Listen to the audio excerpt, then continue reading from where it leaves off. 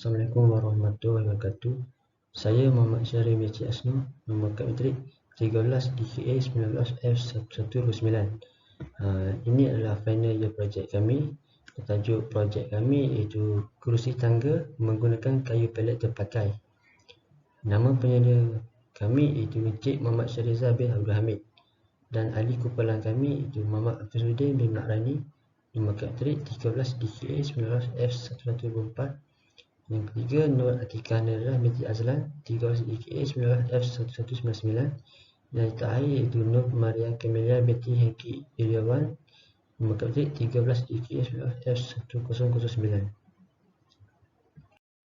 Pengenalan projek.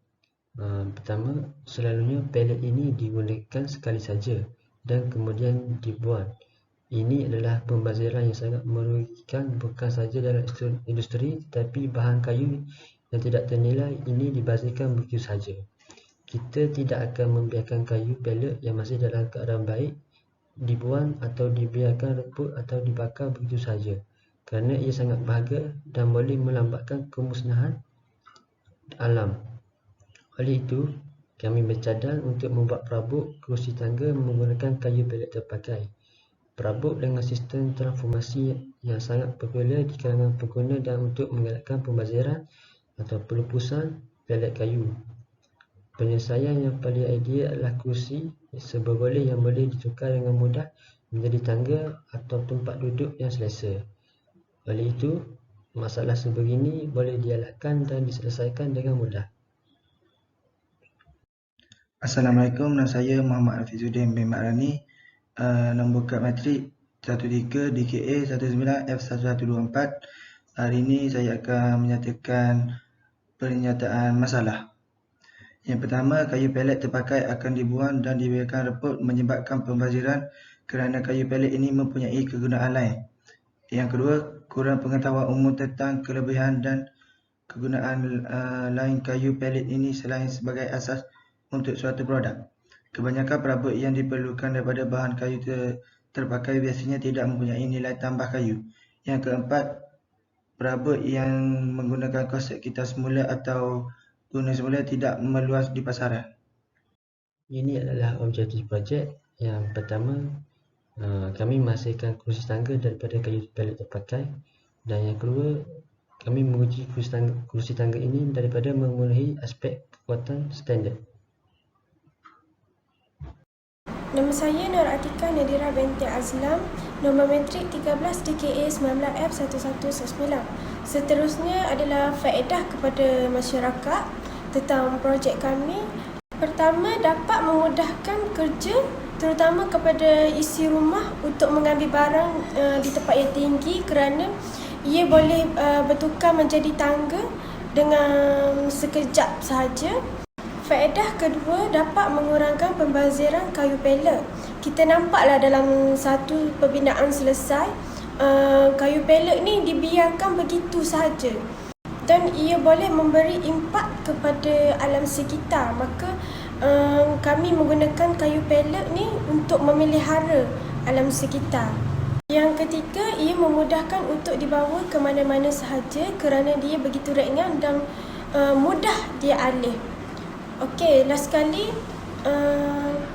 ia menjimatkan kos kerana dia boleh digunakan secara serentak, iaitu ia boleh bertukar menjadi kerusi dan juga tangga. Apabila menggunakan produk kami ini, kita tidak perlu untuk membeli tangga kerana ia sudah ada dua fungsi. Okey, ini adalah pengesahan daripada pihak Frame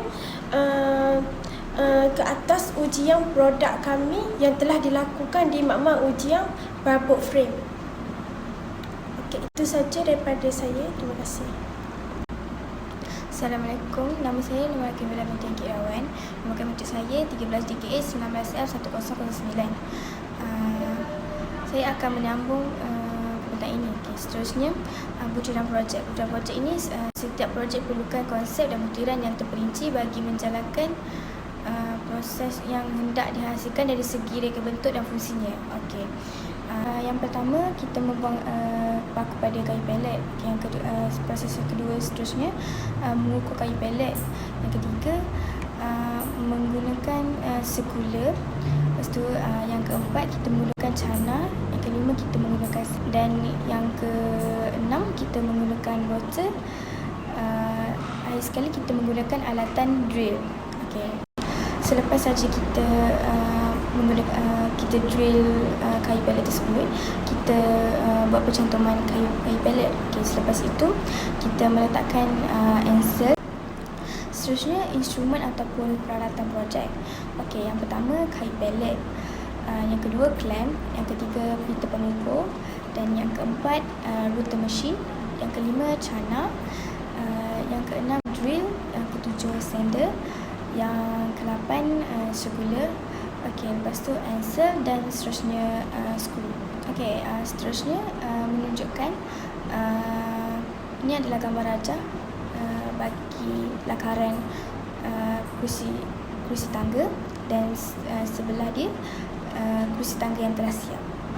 Okey, seterusnya ini adalah result kami yang kami buat di frame. Okey, result ataupun data yang kami perolehi menunjukkan kami membuat load maksimum, iaitu 3,150 Newton. Dan produk kami ada sedikit retakan. Okey, ini menunjukkan bahawa produk kami mampu menampung beban yang berat. Okey, itu saja daripada saya. Terima kasih. Yang seterusnya ialah discussion. Berdasarkan ujian yang telah dijalankan di makmal ujian perabot frame ke atas produk kami, berdasarkan data yang kami peroleh ke atas produk kami menyatakan bahawa produk kami mampu menampung beban yang berat. Commercialization potential. Yang pertama, yang mengekalkan fungsi yang diingini pada masa yang sama, membangunkan supaya anda boleh menghasilkan dengan mudah pada kos rendah dan melancarkan atau melaksanakan dengan cepat dengan peralatan berkualiti tinggi yang telah dibangunkan. Yang kedua, commercialan sesuatu inovasi ialah proses pengubah idea penyelidikan atau prototype kepada produk dan sistem pengeluaran yang mampan. Ini adalah contoh produk kami. Kerusi ini boleh dijadikan tempat duduk dan tangga untuk mengambil barang yang berada di tempat yang tinggi.